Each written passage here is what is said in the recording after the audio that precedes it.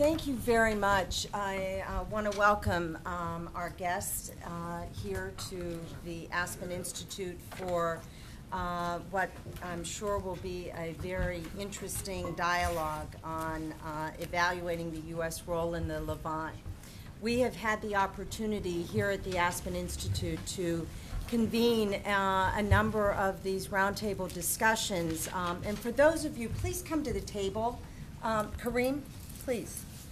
And others, I'd like you all to come around the table and we can fill in accordingly. But we're joined here today in partnership, the Aspen Institute's Lebanon program, together with the Lebanon Renaissance Foundation. We have been conducting a number of roundtable conversation, and today it gives me great pleasure to have a very close friend, Aaron Miller, who Aaron and I work together and continue to work together on a number of issues. And Elliot Abrams, who has been a longtime friend and colleague. We go back, well, to my days on the Hill. So I look forward to what will be a very interesting conversation here today on events in the Levant. This is an on-the-record conversation. I'd like to ask our presenters to each of whom to present their views, and then we will have what I know will be a robust conversation. So with that, I welcome both of you. And Aaron, I'd like to ask you, if you would, to kick us off. Sure. It's an honor and privilege to be here. I was in Maine, and the temperatures are not much cooler than they are here. I was dismayed when I got off the plane today at BWI. I'm going to do something a little different. I really don't want to address solutions to the very difficult problems that confront the Obama administration. I don't have any solutions, which is inherently, I think, part of what I would like to do today. Government is about remedy. Even the Burkeans would have argued that it is about remedy. And I had the honor and privilege of working for almost 25 years for half a dozen secretaries of state trying to fix things. Now, fixing things is fine. Fixing things requires, if you're going to succeed, a certain measure of smarts. You can't let ideology, arrogance, or your own personal preferences interfere with the way the world really is, no matter how much you want it to be different. And I have been worried now for almost 20 years about our incapacity to see the world the way it is. 8 years under Bill Clinton and 8 years under George W. Bush, I would argue to you that we have been failing in the Levant in matters of peacemaking and in matters of war making. And when great powers do not succeed, and the world's most compelling ideology is not nationalism, it's not capitalism, it's certainly not communism, and it's not even democracy. The world's most compelling ideology is success, because success generates power, and constituents, and voters, and followers. And failure generates the opposite. And when great powers fail consistently, their street cred becomes undermined. Out of the 100% of the troubles that this administration faces in this region, I would argue 80% of them are not the makings of a year and a half of this president's policies. He may have made his own situation worse in several respects, but he's inherited an investment trap. He can't fix this quickly or easily, and he can't run away from it. And for the great power to be in an investment trap is a terrible position to be. So I want to identify 4 deficits that I think contribute to this investment trap, and which, again, I'm not a declinist, and I don't want anyone here to believe that. I have a profound faith in American power, military and diplomatic, when it's used wisely and appropriately and obviously effectively. And that is part of the problem. Because when America acts in matters of peace and war, 2 questions need to be asked. Can we do this? But a second question has to be asked. What will it cost? And is it worth it? Both questions need to be posed to the great power before the great power acts in matters of peacemaking and war making. So when Bill Clinton says to us on the eve of Camp David that trying and failing is better than not trying at all, that is not as determined, brilliant, and well-intentioned as Bill Clinton was on the eve of the Camp David summit 10 years ago this week still. That's no substitute for a foreign policy of the greatest and most consequential power on earth. Trying and failing is better than not trying at all. I mean, that's an appropriate slogan for a high school or college football team. It's not a substitute for a foreign policy. So, 4 deficits, in my judgment, make Barack Obama's challenges and conundra in the Levant very, very difficult. Number 1 is the leadership deficit. From Cairo to Karachi, we are faced with leaders who are prisoners of their politics and not masters of their houses or their political constituencies. They are extractive leaders.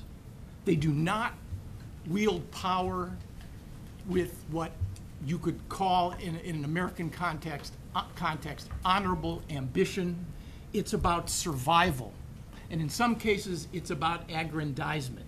But it's not about the capacity or the will to act in pursuit of the common good. This leadership deficit, I would argue, is huge. It's huge because we are asking these leaders, particularly in places like Iraq and Afghanistan, and in the Arab-Israeli arena, and in Lebanon, to take heroic and bold decisions. And yet they are not heroes. They are far from heroic. I'm not criticizing them. They do what tiny tribes always do in an effort to maintain their political identity and their physical survival. And the leadership deficit is huge. In the Arab-Israeli context, not to put too fine a point on it, on one side we have a Palestinian Humpty Dumpty, a Palestinian national movement 50 years, 60 years after its creation still has not achieved a coherence and an effectiveness in its policy to achieve Palestinian national aspirations. This is a huge problem, huge. On the Israeli side, since the history of peacemaking in Israel has never been about the left, it's all, or even the center, it's always about transformed hawks. Everybody who did something bold in the peacemaking context in Israel was a man of the right or center right, whether it's Begin or Rabin, the breaker of bones in the first Palestinian Intifada, or Sharon, the master architect of the settlement movement, who the only man who could have disengaged from Gaza, or Netanyahu in his first incarnation, who said he'll never sit with Arafat, and yet he's the first Israeli prime minister to withdraw from any West Bank territory. Transformed hawks. But in this case, unlike the others, he's an uncertain and weak hawk. And therein lies part of the leadership problem. Second, we have a legitimacy and an authority deficit, which in my judgment is really huge. Because in two specific cases, Palestine and Lebanon, we have 2 non-state actors functioning within non-states, which are capable of extraordinary power and leverage. Centralized authority in this region is being challenged everywhere. In Iraq to this day, in Afghanistan, in Palestine, in Lebanon. And this notion of the absence of legitimate authority is a huge, huge problem for any would-be Mr. Fix-It. The flip side of this is the issue of states who do have centralized authority, and yet we have problems there as well. In Syria, in Egypt, you have an authority and legitimacy problem. Gone are the large men, the Sadats, the Husseins, even the Arafats in his first incarnation, who have the moral authority and the political legitimacy to do big things. Where are they? And how can you do big things in this region when politics is existential? Who's going to do a big thing? That's the second deficit. The third, and I've alluded to it before, is what I call the street cred deficit on our part. And whether we're admired, feared, and respected as much as we need to be in this region is an arguable proposition. I don't think we are, frankly. I don't. I mean, my political bias is showing here, forgive me. The last effective foreign policy, in my judgment, we had in this country was at least 16 years ago, when Bush 41 and Jim Baker, it wasn't terribly imaginative, it wasn't that creative, it was a 4-year run, but it worked. And for a brief moment, America enjoyed a moment of power and influence, which I think it used relatively adroitly, imperfectly to be sure. Who knows what would have happened if you had a second term. So that street cred deficit, I would argue, hurts the administration. And in this case, I don't think the administration has made its case any stronger by unnecessarily raising expectations. With apologies, with contrition, with soaring rhetoric in places like Cairo, and with a policy on the Arab-Israeli issue that to this day I do not fully grasp. Why you would want to get so far out in front, rhetorically, with no strategy and no capacity to make good on holding, in this case, the government of Israel accountable. And there are areas in which the government of Israel is not held accountable. But talking about it without a strategy to actually do something about it, and by the way, when I say do something, I'm not talking about sanctions or punishment. I'm talking about a strategy which in effect would involve a fight with Israel, as every would-be peacemaker has always fought with the Israelis, but the outcome of the fight is an advance of American national interests, of Israeli national interests, and of Arab and Palestinian interests. So the fight has to be consequential. In this case, the fight came and went. And what? And where are we? Finally, there is an ownership deficit. Now, this is probably too clever by half, but I believe in this. I think that if anything is going to happen of a positive nature in Lebanon, in Afghanistan, and Iraq, these polities, as dysfunctional as they are, need to own their own futures. It was Larry Summers who said that in the history of the world, nobody ever washed a rental car. Nobody could figure out, at least I couldn't when he said this to me, what was he talking about? And it dawned on me about 30 minutes, I'm not that smart, at 30 minutes after he said this to me, I said, well, of course, nobody washes a rental car because you care only about what you own. And unless there is a degree of ownership in this region, accountability, and investment, how are we going to do this? How is the great power in a region with a history littered with the remains of other great powers who believe they could impose wrongly, I might add, their will on small tribes, how are we going to fix any of this? This is the hand that this administration has adopted. Now, the problems are long movies. They may well be playing after this particular president leaves office. I do not see quick or easy solutions to any of them. I mean, I wish I could. Iran. Diplomacy isn't working. Sanctions will be more effective. But will it deter a state that is motivated by entitlement and insecurity? The worst possible marriage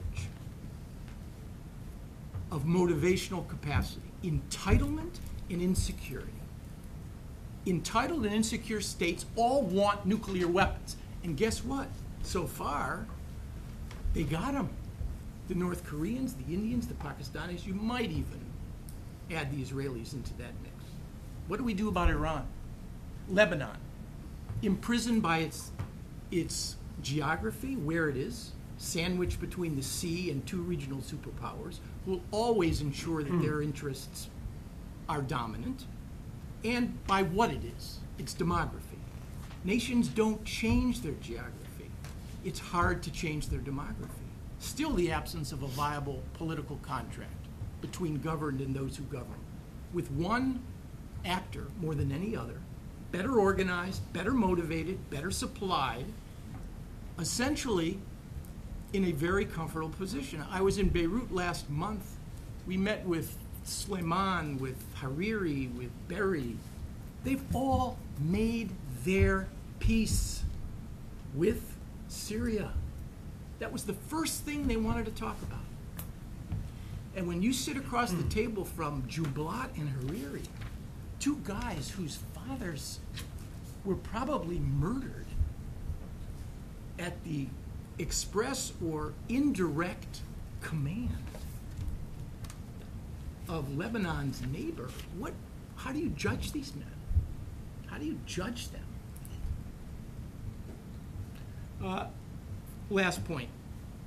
The Arab-Israeli issue is, and it's counterintuitive, the least hopeless of all of these endeavors. And I will make one prediction. This is where the administration, with or without a strategy, with or without the right policy, with or without the prospects of success, will in fact invest their capital.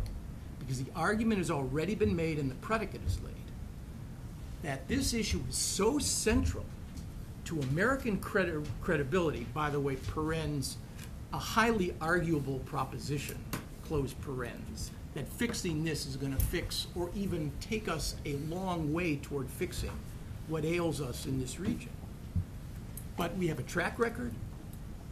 It's the least hopeless. There are actually some openings. And this is where the administration is going to make its stand, I think, in the hopes of repairing a credibility and injecting some hope into an otherwise very grim neighborhood. Why don't I stop there? Aaron, I knew I could count on you for soaring rhetoric, and I didn't expect you to lift us up. But you did tee up what I knew would be very interesting, what I know will be interesting conversation. So, Elliot, over to you. Thanks. Thank you, Tony, for the invitation. It's true, we have known each other so long that I've actually known you even longer than I've known Burl Burnham. We're going back a long ways. I want to talk about Syria-Lebanon mostly and get to some of the other issues that Aaron raised in the Q&A because they are all related. And let me start with Syria, because what we have now is 8 years of what I would call an unsuccessful Bush policy being followed by, it looks to me like now we'll have 4 years of an unsuccessful Obama policy. Unsuccessful in the case of Bush, I think, because there were an insufficient number of carrots and an insufficient number of sticks to force or induce the government of Syria to change its policy in ways that the United States wanted that policy changed. The Obama administration tried something different, which was engagement with Syria. The Bush administration had tried it 8 years before. Colin Powell went to Syria. Rich Armitage went to Syria. Bill Burns went to Syria as Assistant Secretary for the Near East. The engagement, which was brief, didn't work. This engagement, which has been going on, I guess you'd say, for a year and a half, has also not worked. It's really never worked. We've tried to engage Syria before in previous administrations, but if you ask, well, why are we engaging them? We want to change their policy. We want to change their policy toward Hezbollah, or we want to change their policy toward Lebanon, or we want to change their policy toward Iraq, or we want to change their internal repression and reduce the amount of human rights violations. We've never actually succeeded in doing that. My own theory of it is that from the Syrian point of view, from the Assad point of view, one has to think of this as a silent movie. That is, visitors come to Damascus. It can be Madeleine Albright, it can be Colin Powell, it can be George Mitchell. High-ranking Americans come to Damascus. From the Assad point of view, father and son, there is no soundtrack. All that's happening is that the Americans are arriving to show their obeisance to the great powers in Damascus, which is, after all, we have this from the current Assad, really the center of the Arab world, or should be. And all the Americans flock there to meet with Assad. What is being said, which we know is a statement of American policy and what we want Syria to do, it's a silent movie. They don't hear it in Damascus. All they do is they see that we keep going. So they must be doing something right. And if they're doing something right, they do not change their policy. And so if you look at 18 months, has this engagement done anything in terms of human rights in Syria? Human rights situation in Syria, we have this from Human Rights Watch and many others, is worse now than it was a couple of years ago. Have they stopped arming Hezbollah? Well, judging from the newspapers and the Obama administration, not only have they not stopped, it seems to be getting worse. It may be that they have transferred Scuds to Hezbollah for the first time, sometime in the last year or so. Why doesn't it work? I think the Assad regime believes that the Obama administration isn't going to change its policy towards Syria. That is, that it has a view, engagement, engagement, engagement. And Syrian misconduct has not really changed that policy over the last 18 months. It doesn't seem like it's on the verge of changing it. I mean, in the middle of all of this, what from the American point of view is Syrian misconduct, the administration announces it will send an ambassador, which of course hasn't happened because of Congress. But the lesson, I think, for the Assad regime is the administration is not going to change that policy. Why is it Syria's policy to engage in these ways, in these forms of what, again, from the U.S. point of view, is bad conduct? Well, this is a longer conversation, but with respect to the internal situation, it's not all that surprising. Assad is, despite the brief Damascus spring, has no intention of submitting his government, his allied government, to a free election.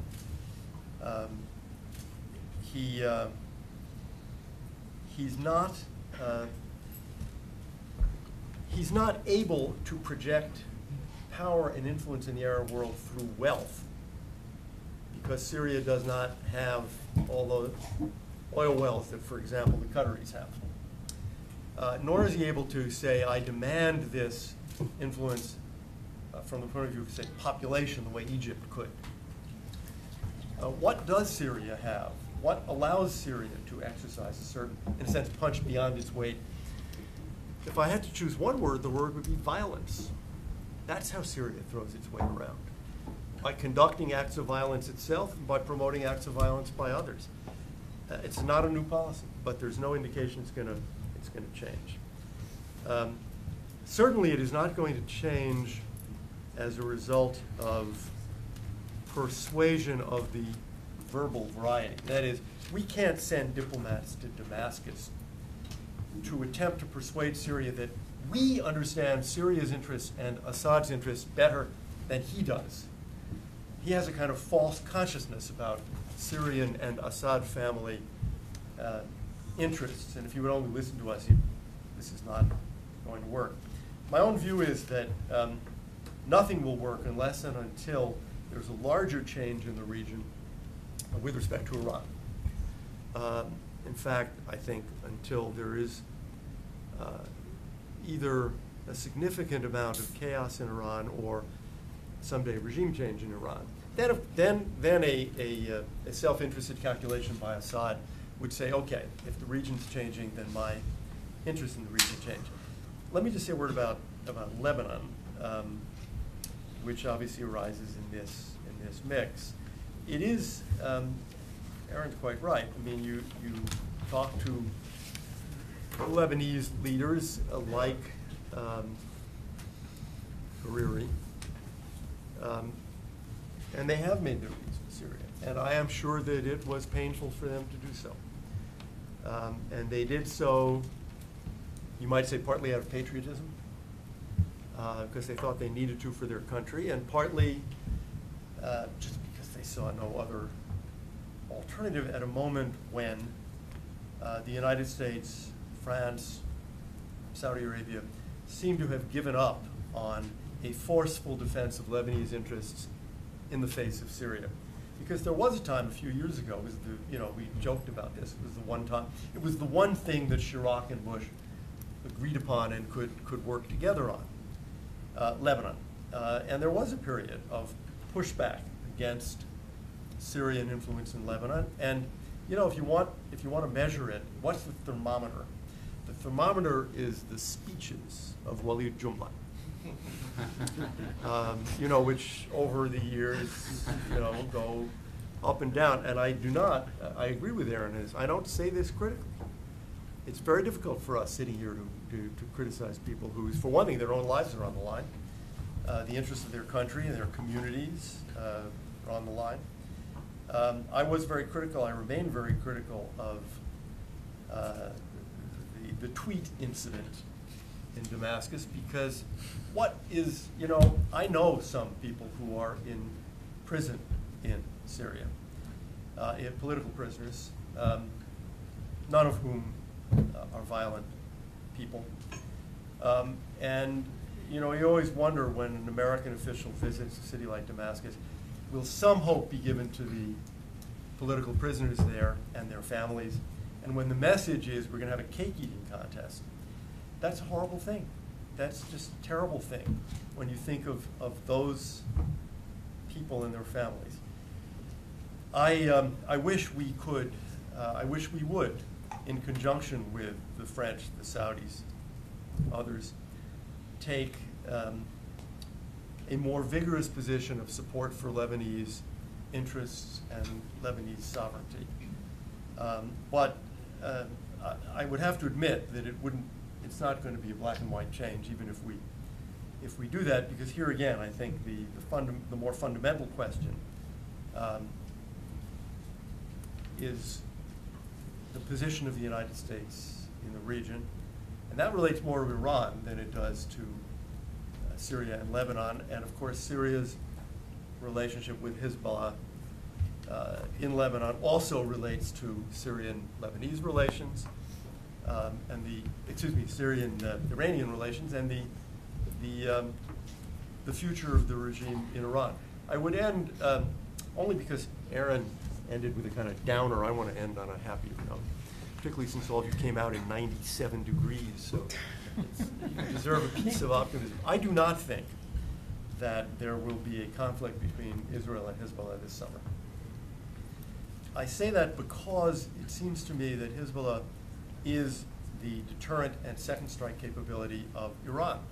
That is why Iran has poured billions and millions of dollars into Hezbollah. Given the nuclear situation, given the possibility of an Israeli strike someday, it seems to me that it is very clearly in the interests of the Iranian regime to maintain that deterrent and second strike capability so that they persuade Israel not to do it. I think it would be nuts for Iran to give it up, potentially give it up, in a big Israel-Hezbollah war in the summer of 2010, while the nuclear issue remains unsettled. Now, we know from the kidnapping in 2006, a war can break out unexpectedly. It could happen tonight.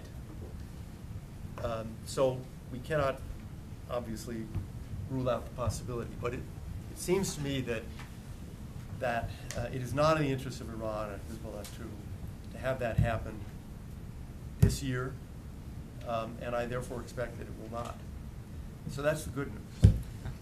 Well, thank you both very much. I'm glad to hear you ended with some good news, but I think I'm going to respectfully have to challenge that assumption. Please. And I'd like to take the prerogative of the chair and put on the table, as we are in the summer of escalating temperature, I'm looking at the rhetoric coming out of the region with some concern, and I see it escalating. You're both correct in saying Hariri, Prime Minister Hariri has just recently concluded a 4th visit to Syria, and I'm looking down the horizon, and I want to ask both of you to comment on that horizon.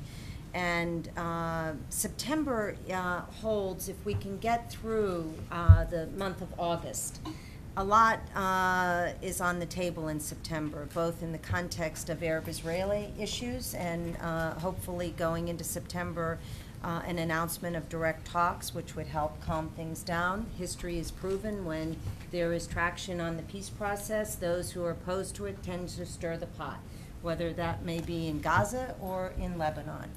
Secondly, as you look at Lebanon, you've got the conclusion of the Hariri investigation and the tribunal, conclusion coming out of the tribunal, and how that will resonate in the region is of great concern.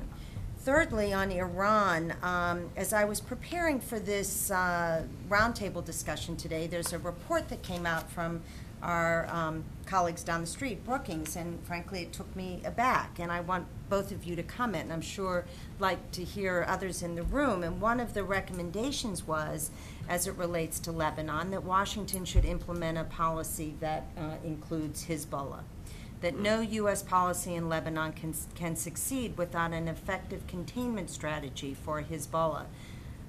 Well, I'm not, first of all, I don't like the word containment. I don't think we've handled containment vis-a-vis Iran exceptionally well. When we were doing it in the early days or where we are now, we're obviously moving much more aggressively with regard to a sanctions policy and where that goes. But is the suggestion on the table that flows from this report that we need to embrace an overt role for Hezbollah in a Lebanon government and as U.S. policy? And so I'd like to hear you both comment on where you see this nexus. And Aaron, do you agree with Elliot on the potential or lack of potential for a conflict in the region? And how do you see Iran in the context of resumption of what may be resumption of direct talks? You know, when I was in Beirut, I gave a public talk at AUB, and I pointed out to them, even though the analysis was very grim, I argued there was a perfect storm gathering composed of 3 factors, and Lebanon would suffer from each one. The first was the tribunal, if it went the wrong way. The second was, paradoxically, the reactivation of the peace process, which would elicit from both Hezbollah, the Syrians, should they be excluded, and should that process become serious. The farther you go, the more serious it becomes, the greater the reaction against. That would include the Iranians. That was the second element of the perfect storm. And the third was Israeli concerns about the redundancy and perhaps the qualitative and quantitative escalation of the Hezbollah arsenal. That all of these things, and the emblematic of the reports of the Scuds, were they delivered? Are they Hezbollah training on them in Syria? Is that the problem? And haven't they yet crossed the border? I mean, I never understood any of this.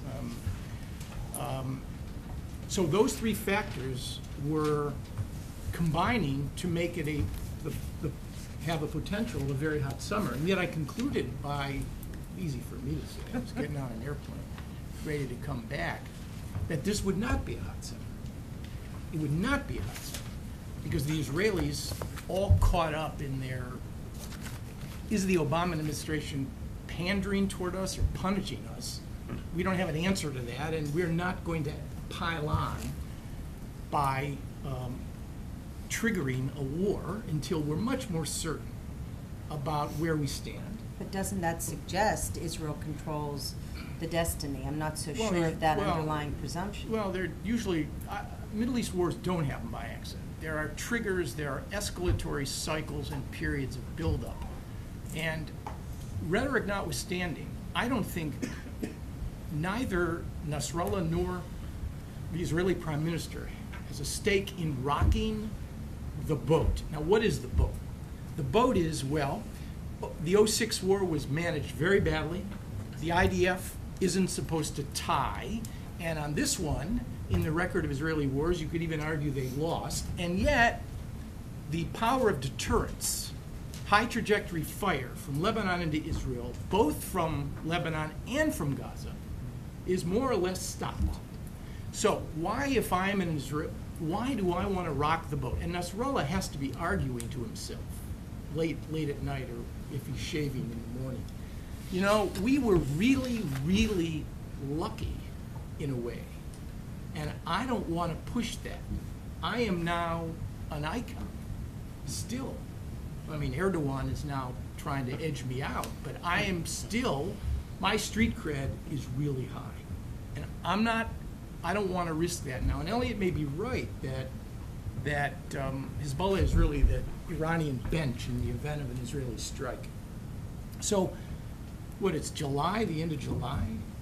I guess if you were making predictions, perhaps even for the reasons you say, that there's usually an anticipation in the rhythmic cycles of Washington. Quiet summer, 1990 was an exception. Things will wait. Everybody will wait. And against the backdrop of the UN General Assembly in September, when the clocks start ticking again, in this case the proximity talks clock, the settlement moratorium clock, they'll wait. So if I had a bet, it won't be a hot summer. Elliot, how about on Iran? I wanted to comment on Hezbollah. Yeah. I think it would be a significant mistake to engage Hezbollah now. There are many arguments against it, but let me just give one. There was a very interesting study done called Talking to Terrorists by two people at Cambridge University, Bew and Frampton, if I remember the names right. And they looked primarily at the IRA, though they also looked at Hamas and a few other cases. And their conclusion was, essentially, that if you talk to terrorists when they are in good shape, they believe that it is an act of weakness on your part and that they are winning and that therefore they should do more of the same. You're talking to them, they're terrorists, so they should do more terrorism. They have an elaborate argument about the cases in which the British government talked to the IRA and it produced disaster and violence. And then the cases where they talked to the IRA and it didn't. Well, what changed? One thing that changed was that the IRA, which had significant support outside of Ireland, in London, in Dublin, in Washington, in Boston at times, the IRA at a certain point became completely isolated. It had no support. It had no support in the world. All of that support, including the money that had been coming in from the U.S., is cut off. And there's no support in Dublin. And the British then, through a very forceful effort, essentially defeat the IRA. And that's when talking to the IRA, according to Bew and Frampton, actually helped get to a solution, when they were defeated, when they were isolated. Hezbollah is not defeated and it is not isolated. And talking to them at this point would only persuade them that they're winning. Elliot, I'd like to suggest I was very involved in the Northern Ireland issue at that time, and one of the issues was twofold. It was the political courage of what was called the Gang of Four on Capitol Hill that led the effort to isolate NORAID and to call it for what it was in terms of supporting a what was then a terrorist organization. Secondly, it was a very robust effort to create alternatives to provide jobs and a social infrastructure that was created, that created a whole new dynamic in the North, that it was the two combined. And that's part of our problem in terms of Hezbollah's role and Hamas's role in Gaza, and I think we need to put that, be very mindful of that. One additional point, a political point. The discretion that American presidents have to deal with bad guys is broadened. The latitude is broadened when Americans are in harm's way, which is why you could make the argument, you don't have to make the argument, we are engaging both with Sunni insurgents, and we will be engaging with elements of Taliban in Afghanistan. And the reason that that is okay politically is because Americans are on the ground. Hamas and Hezbollah, let's be clear, represent part of the problem. Part of it is the key to an empty room. Without a strategy, an overall strategy has to use the dialogue. Why would you want to? What's the point? Because what's going to happen is you're going to end up stirring up all kinds of trouble without sufficient cause, a reason, or an end game. You can't explain it. People need explanations. Presidents need explanations in order to justify what it is they do. So yes, with the awakening and with Taliban in Afghanistan, we can justify talking to people who have been responsible for the deaths of American military and innocents, probably Americans as well, who aren't soldiers. In the case of Hamas and Hezbollah, you buy yourself nothing but headaches, big headaches. I'd like to open the conversation now to everyone else. So if you would please recognize yourself, introduce yourself. Thank you. I'm Hussein Abdul Hussein with Chatham House. And I'm just surprised to hear Mr. Miller talk about the tribunal. You put it on an equal footing with Hezbollah actually amassing missiles in Lebanon. You called it a storm. You said that Mr. Jumblat and Mr. Hariri went to Damascus even though their fathers were killed. Now, we know these were their fathers, but Mr. Hariri was the prime minister. And I think justice belongs to the whole people. And maybe for strategy, we should think of justice, because if it's not served in the case of Mr. Hariri, if we compromise on the tribunal, I think this is a clear message to whoever from the Sunnis of Lebanon who have not endorsed violence yet to endorse it now. Because if justice is not served for the Sunnis, then maybe that's an incentive for them to pick up arms and start fighting the Shia. I think that would be a good strategy to highlight justice, because as I understood from the way you put it, tribunal is a storm, is an obstacle. We should compromise over it, and you can correct me if I'm wrong. Well, no, you're gonna forget more about this subject than I'm ever gonna know. My intention is not to reach any of those conclusions. None of them. I don't have a view, actually. I haven't thought it through. I'm not suggesting at all that we participate in a miscarriage or an aborted tribunal and press whomever we would press not to follow the evidentiary trail. I'm not suggesting that at all. All I'm suggesting is it will be one source of tension. Elliot, did you want to come? Kareem? First, fantastic presentations.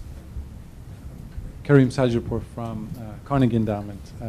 Two terrific presentations. I wanted to press Elliot a little bit on U.S. policy towards Syria during the Bush administration, because you said that it was a policy of insufficient carrots and insufficient sticks. And Syria seems to me a classic example of a country ruled by a cartel, which often acts at loggerheads with the Syrian national interests, acts in cartel interests. So, an example of a carrot which is oftentimes thrown out, not just towards Syria but also Iran, is World Trade Organization accession. And if you're a cartel, if you're a mafia, you don't want to join the World Trade Organization and have to go through all the hoops that makes your economy more transparent and modern, etc. So what would be the examples of carrots and sticks that you think the Assad government would welcome? We thought that, particularly at the beginning, that Assad wanted to modernize the economy. It was clear that the oil they had was diminishing. They never had much anyway. There were rumors he was a kind of modernizer. So the thought was, what if you could eliminate the sanctions? What if you could have a decent trading relationship? It was essentially the removal of sanctions. And that was inadequate. I mean, you certainly couldn't, you couldn't do foreign aid or something like that to Syria, no matter what, in any realistic picture of the Assad regime. You could have, I think, eliminated sanctions had Syrian behavior changed. But what does that really do for the Syrians? If you look at the sanctions, they weren't exactly destroying the regime anyway.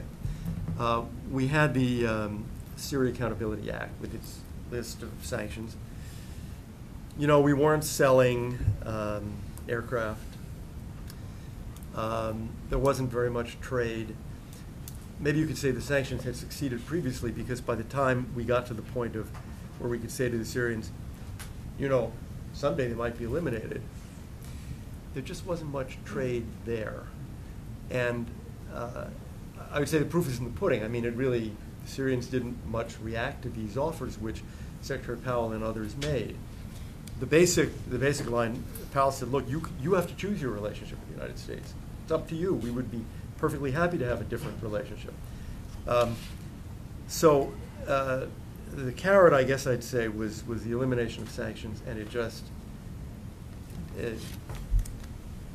didn't mean much. And I think your point is exactly right. That is, it might have meant something for an unemployed Syrian.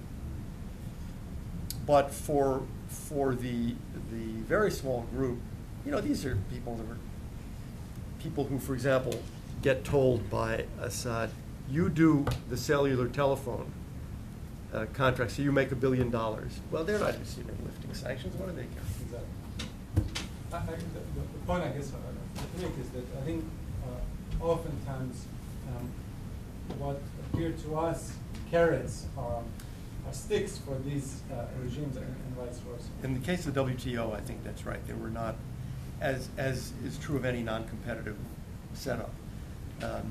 So we couldn't provide them with a picture of a relationship that made sense to the rulers of Syria as one that was going to significantly advance their interests. But Elliot, I think just to comment on that, one who was intimately involved in that whole economic architecture in the context of the Israel-Syria talks, the carrot for them was the whole picture. It was what could come to pass in the context of an Israel-Syria agreement and an Israel-Lebanon agreement, and how they would then, in their minds, assume their rightful place in the world in terms of globalization, in terms of and how we would nurture them on the WTO, and the openings would have been far and wide. Well, That's yes, what they were coming off of. I think in their mindset. I think that's right in the sense that let me restate. What we were offering, the United States government, was this economic stuff that was inadequate. What Syria was thinking about, or let's say what the regime was thinking about, was two things they wanted and we didn't have to offer. One of them was the Golan, which was not ours to offer. The other was Lebanon, which is something that Syria had, lost, wants back, I think. And of course, we were hardly in a position, we were in a position, I guess, we were adamantly opposed to the idea that you would make a deal with Syria and give them back Lebanon. In fact, I think you would make an argument that Lebanon was and remains a far greater interest of Assad's than the Golan. Why? Because the Golan isn't money and Lebanon's money. I think that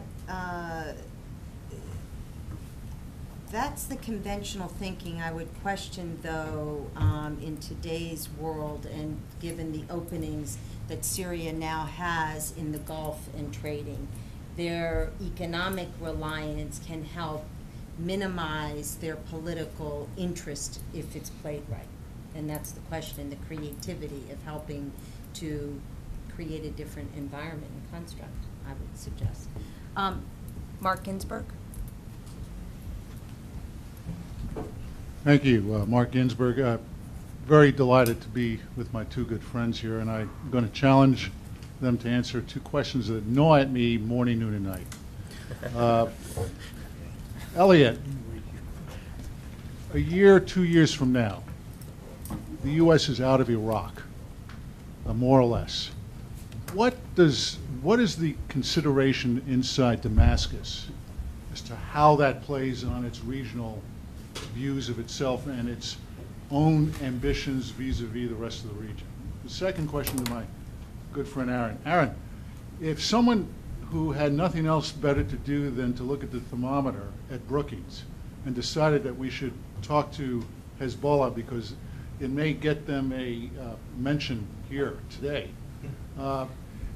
is there someone in the region trying to connect the dots between talking to Hezbollah and talking to Hamas? And is there any connectivity between, and what is the connectivity between Hezbollah and Hamas insofar as any goals and objectives that we may have in the region? Does talking to one necessarily have anything to do with talking to the other? Aaron, do you want to start? That's a good question, Mark. I mean, it's a complicated question. Obviously, the two major sources of instability in the Levant, before you go further afield to the prospects of, you know, an Israeli-Iranian confrontation or even an American-Iranian confrontation, are these two non-state actors functioning in two non-states, both which border the Middle East's most preeminent military power. It's already demonstrated its intention to act in 06 and in 08 against both of these actors. So the real question is, could you divine a strategy that would fix that problem? And what would it take? And that gets to the whole question of what do these groups, these movements, really want? Are they status quo powers, which are now shackled with the realities of governance, more accountable than they were a decade ago? Or to what degree are they revolutionary? Or are they conservative revolutionaries who want to use the realities of power in order to transform their respective non-states in ways that give them much more leverage? It's the long game. They're both playing the long game, and I just don't know. I don't think we know. And you know something? They may not know what exactly their strategy is. See, unlike the PLO or Mahmoud Abbas, whose success and failure is measured in very conventional terms, and he's failing in terms of the stuff that's really important to Palestinians, the end of the occupation and dignity in a Palestinian state and all the rest.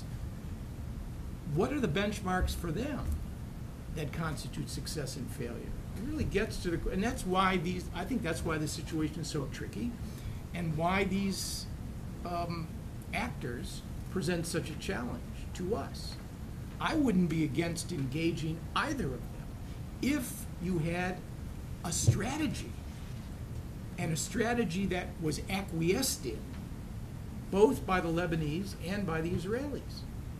But I don't think we're smart enough to do that, and I don't think the situation right now is, we know enough, and I'm not sure right now,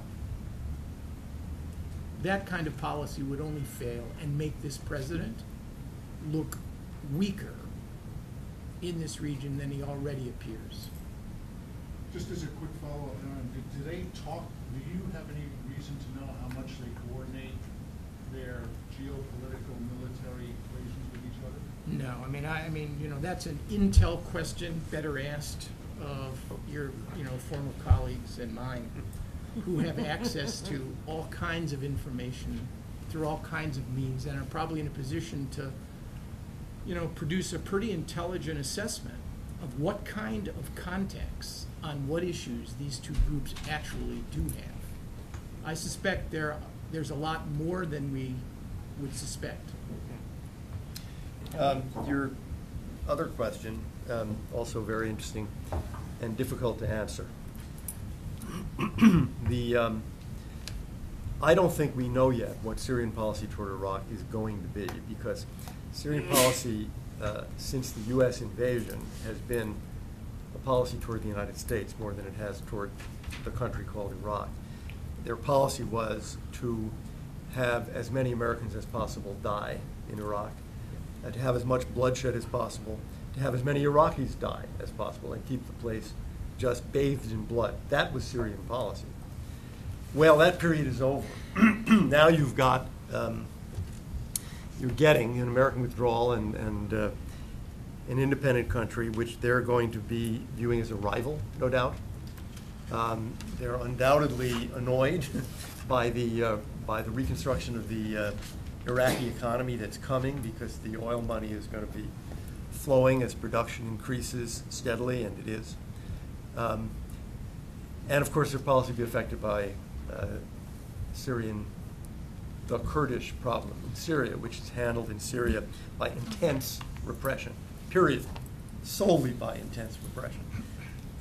There isn't even a feint toward a better treatment of the Kurds.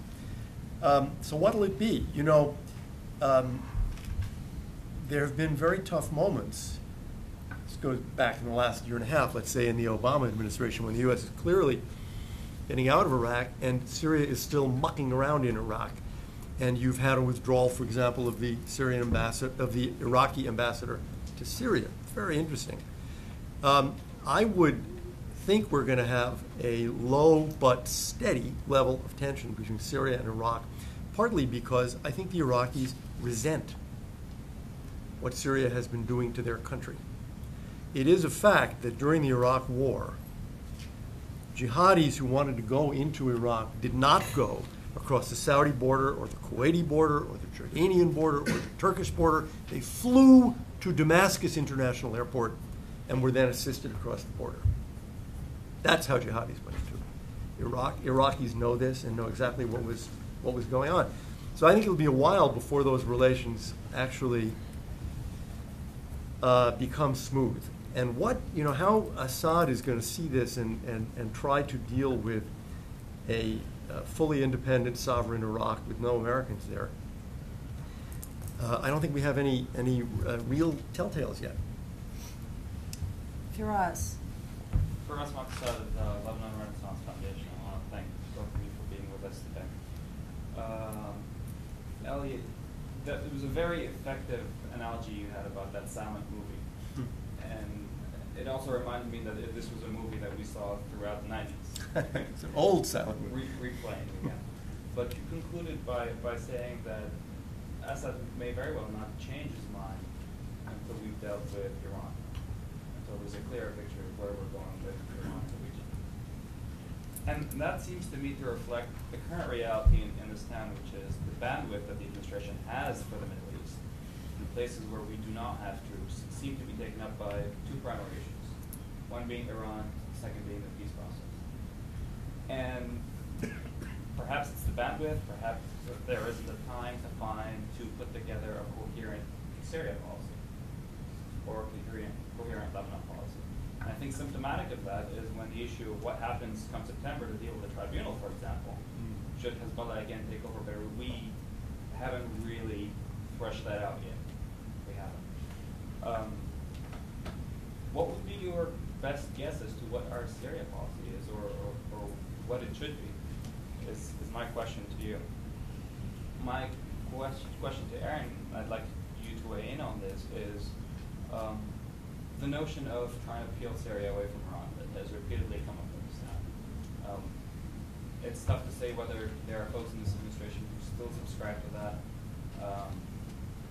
Imad Mustafa, the Syrian ambassador, Bashar Assad in his interview with Charlie Rose have repeatedly said that absent a peace process, absent the return of the Golan Heights, their only strategic interest in Lebanon, and I know we've had the discussion about economic interest in Lebanon, is supporting what they call the national Lebanese resistance, because Hezbollah is the first line of defense for Damascus, and it's a tool it uses to crush Israel plus the Golan Heights. So in light of that, what is the prospect of trying to peel Syria away from Iran? Elliot, you want to begin? Well, what should our policy towards Syria be? First, I think there is a constraint here, which is, in my view, that Assad is looking at the Middle East, he's looking at Iraq, he's looking at Iran, Israel. So it isn't as if U.S. policy towards Syria will determine exactly what Assad does. There's more than just U.S. policy towards Syria there. Primarily, there's Iran, in my view. But I think we should have a much tougher policy. For example, we should have a much tougher rhetorical policy. I think it is absurd. In fact, it's not absurd. It's immoral to be sending high-tech executives over to Syria and doing nothing about Syrian political prisoners, which is essentially what we're doing. I mean, yeah, you can go find a statement from the State Department spokesman from a month ago or something. I mean real pressure on Syria for human rights. We should be denouncing. We joined the Human Rights Commission, which I thought was a mistake. Okay, let's use it. We should be denouncing Syria weekly for its despicable human rights practices. How about the third committee in New York? I mean, there's much more that we could do to bring pressure on Syria for human rights abuses, which I think would be a very useful thing to do for the people of Syria. I think we should stop the engagement gig because it's failed. The president, I think everybody here would agree that the president did this in good faith. This wasn't a trick by President Obama with respect to Syria. He wanted this to work. He meant it. And if the Syrians had responded, he would then have approached questions like the end of sanctions or improved relationship. Senator Kerry has gone over time after time with no result whatsoever except, in my view, to humiliate the United States because we look to be suckers. So I would just stop it and say, we have an answer from Syria. Syria wishes to have a hostile relationship with the United States and to act in opposition to U.S. interests in every way it can. Okay, guys, you've defined the relationship. Take the consequences. Aaron? Let me start this way. I think good friendships, marriages, business propositions last, however dysfunctional they may be, because they continue to serve the interests and the needs of both sides, okay? This relationship between Syria and Iran is really quite remarkable. What may hold it together more than anything else is its non-ideological component. No relationship between any two Arab states has ever endured with the kind of constancy and commitment that this one has, in large part because the Arabs were ideological competitors. That's not what happens here in this relationship. Ideology, I think, the fact that you've got an Iranian and an Arab Alawi regime serves as an adhesive to bind the two together. And what is really driving this relationship is purposeful function and interest. And it actually does work. So you'd have to see some fundamental change in the reality after 30 plus years in order to even begin setting the stage for the peel away philosophy. I mean, I with all due respect to my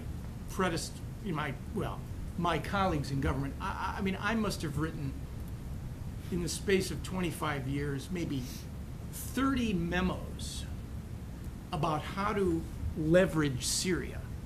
And that I would put that in how to peel Syria and Iran away from one another. I guarantee you no less than 50 memoranda to serious people have been fabricated and composed on this subject.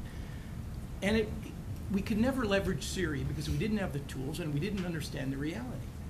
The closest thing I could say is to use the example of Assad the Elder.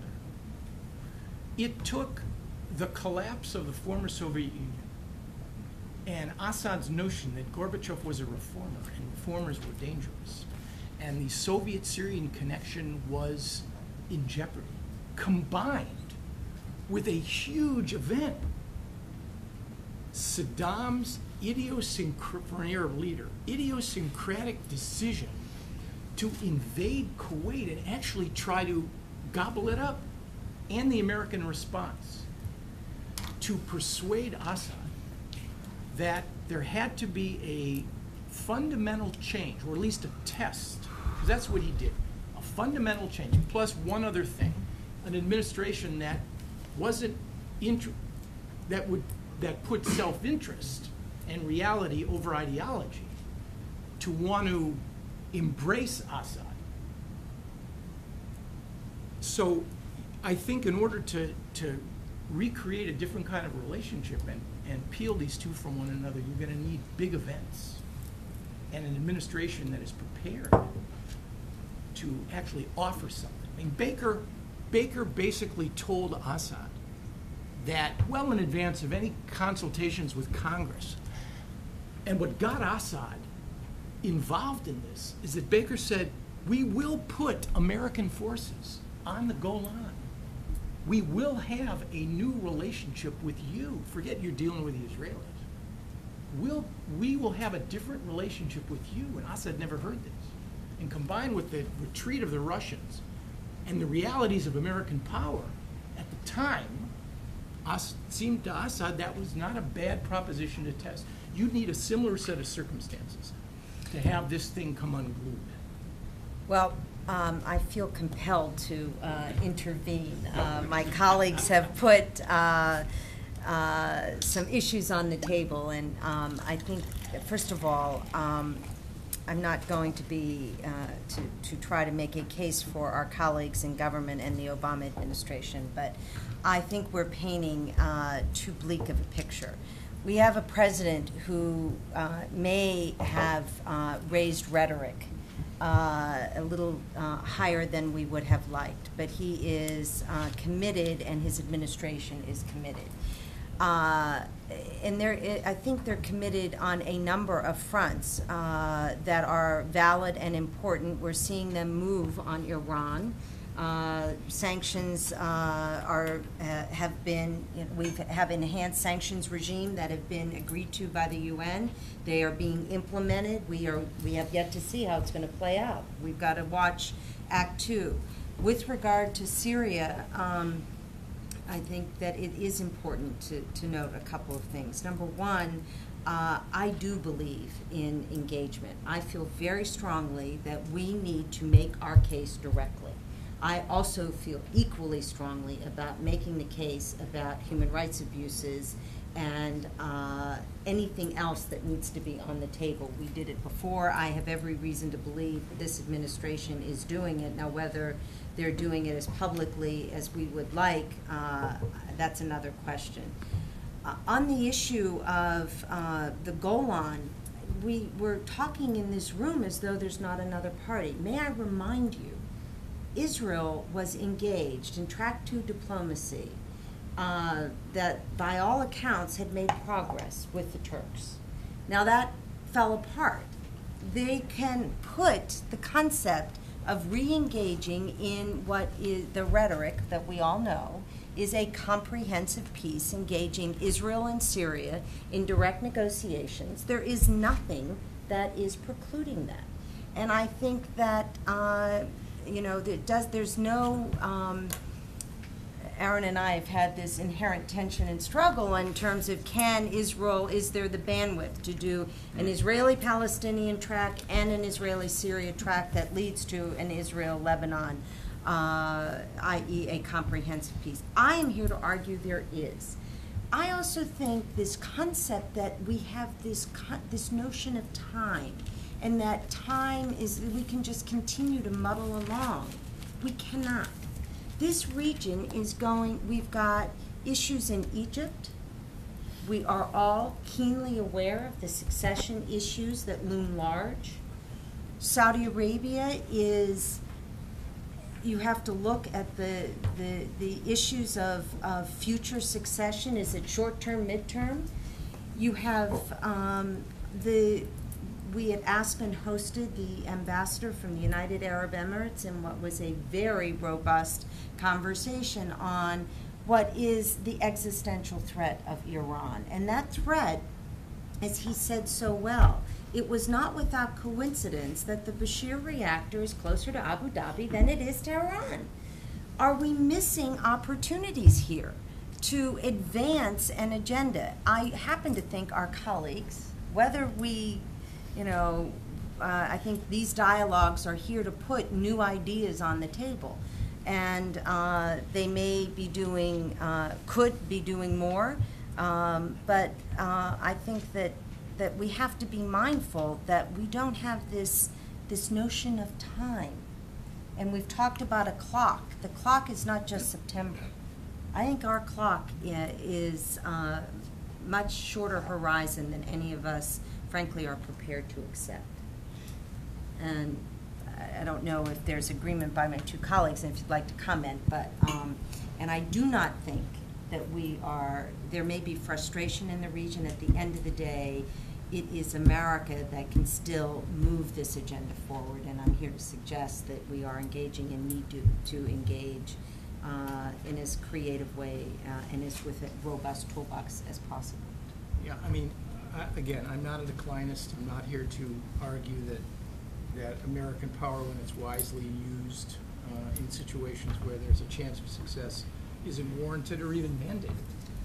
But you'd have to really paint a much more compelling picture of the opportunities available. Governing's about choosing. I learned that, okay? I learned that. Governing's about choosing. I think FDR said Lincoln died a very sad man because Lincoln could not have everything. Well, Obama can't have everything either. He's a wartime president with a Nobel Peace Prize. He's involved in 2 wars where victory is measured not by can we win, but when can we leave. He's tried ably orchestrating sanctions, and yet the centrifuges are still continuing to spin.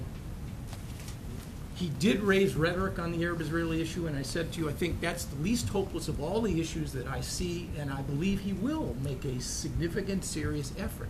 But let's be clear and not replicate what we went through in that fateful summer of 2000, where in fact we listened to the bold but reckless policy of an Israeli prime minister who is going to solve the Arab-Israeli conflict with both Syria and the Palestinians before the end of Bill Clinton's term. And you know what happened?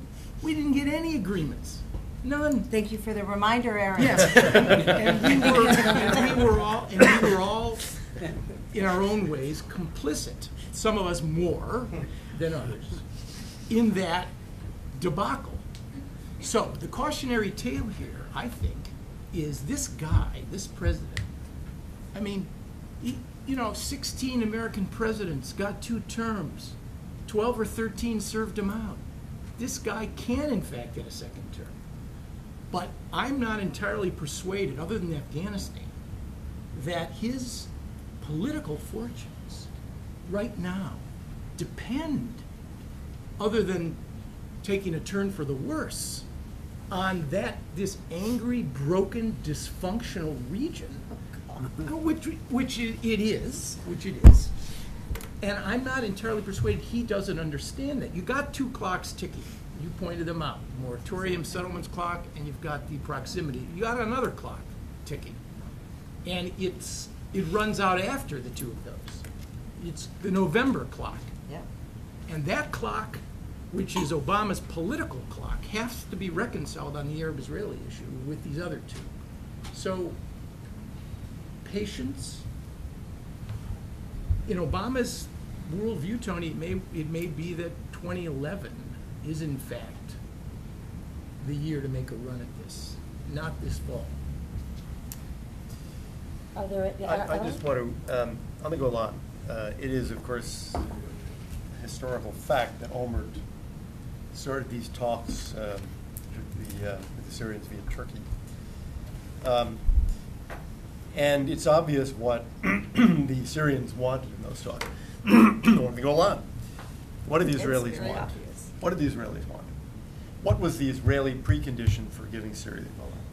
It was a total and complete break in the relationship that Syria now has with Iran and Hezbollah. So I go back to what I was saying before. If you're Assad and you look at a rising Iran, you're not going to do that. If you look at a collapsing Iran, different calculation. Breaking with an Iran that's falling apart, breaking with Iran that has, through the use of military force, been deprived of its nuclear program. Breaking with an Iran that has a new post-theocratic IRGC government is a different story. So in my view, they can negotiate all they want. There will be no deal on the Golan unless and until the government of Iran changes. Well, I guess the question on the table is how do you get there, and how do you? Other than through the U.S. Air Force. I'm ever mindful of November, Elliot, and I'm not about to give you that one. Are there? Yes, Mike Cred? Yeah, hi. Ashton? Great discussion, including hearing Tony talk on other things besides legislation, since we go back so far. I want to take up something Elliot said and make a slight correction to Aaron. When you mentioned this Cambridge book on negotiations. Yeah. Last week I heard Professor Audrey Conan of Ward College give a talk at U.S. Institute for Peace on a paper she wrote in which she said that it's when terrorist groups think they're losing support, that's when they're most likely to negotiate. And I suggest this could apply to countries also. And this gets to the question of whether there's anything really to negotiate with Syria. You raised an interesting question about Hezbollah being sort of the second strike for Iran in case of a conflict. I think you're right on that. And where I disagree slightly with Aaron is there's also the possibility, and concern at least in counterterrorism circles, that Hezbollah would strike at the United States. They've hit Argentina, and they have a long reach, and they have a history of taking Americans hostage. On the other hand, this works two ways. Hezbollah now has an address in southern Lebanon, and I don't know if any of you think that Americans would stand by if we were hit by Hezbollah in retaliation. If Americans would stand by without either letting the Israelis have a pretty free hand to hit Hezbollah. But I'm suggesting there may be a bit of a standoff there. But does anybody think that either Hezbollah, Hamas, or Syria think they're losing support generally? I mean, I just don't see any value in negotiations at this time with them when they seem to think they're on the high road. I agree with you fully. I think there is some indication that that Hamas is not so popular anymore in Gaza because they rule with quite a heavy hand. But they have this gigantic assistance from Iran, which is interesting. You know, if you think 5 years ago, as little as 5 years ago, there was a big debate. People said, you know, Hamas is getting help from Iran, and many people said, impossible. Sunni, Shia, this cannot be happening. Well, this is the main support for Hamas. There's also the flotilla issue. Yeah, so I agree with you. I think that you know, we go back to Iran as the critical question and American-Iranian relations and the longevity of the regime and the nature of its policies and the sense on the part of Israelis, Arabs, Hezbollah, that they are on a steady rise in power and influence in the region, or not. Ash? Yeah, Ash Jane with the Washington Institute for Near East Policy. I'd also like to ask a question about coming back to Lebanon and Hezbollah regarding Hezbollah's participation in this national unity government that it's had now for a couple of years. Unlike Hamas, where the United States has been clear with regard to a set of principles, the Quartet principles for its participation in some kind of reconciliation government. The United States has largely stood by passively when it comes to the question of should Hezbollah be, involved in, in a government that brings together all of the factions in Lebanon. I'd like to get your views, particularly Elliot's views, since I guess the initial decision in the Doha Agreement in 2008 happened under the watch of the Bush administration. As to whether it was a good idea to stand by and let Hezbollah assume its role, or what other options would there be to change that? Well, I don't know that there were any good options. I mean, they had been participating less directly in the government. I mean, in the years that we were most involved, say 2006, 2007, after the war, when we would go to Beirut, we would meet with the foreign minister, Fnish, who was a Shia and was put in the cabinet by Hezbollah. So we were acquiescing in what we viewed as the reality in Lebanon. There was a question as to whether you could should permit Hamas to run in the 2006 Palestinian elections. The question really didn't arise. I think we took it as a fait accompli in Lebanon. Aaron, did you want to? I mean, again, form follows function, so what's the point?